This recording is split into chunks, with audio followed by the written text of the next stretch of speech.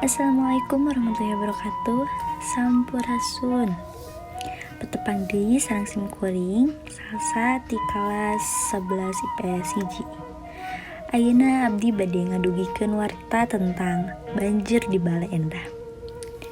Sababaraha minggu ka tukang, daerah Bale Endah Kabupaten Bandung kakeunaan ku rupi-rupi musibah. Salah sahijina mudalna Cai Wahangan Citarum.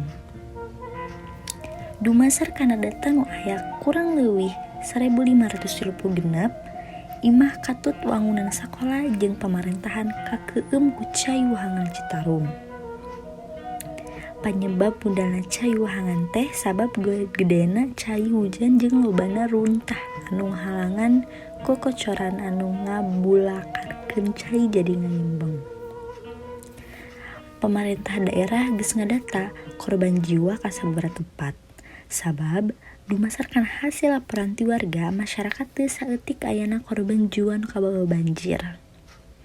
Masyarakat Kota Bandung ngarasa prihatin ku ayana musibah eta.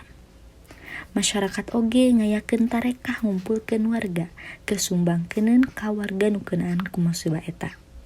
Sakitu wae warta anu tiasa simkuring dugikeun. Wassalamualaikum warahmatullahi wabarakatuh.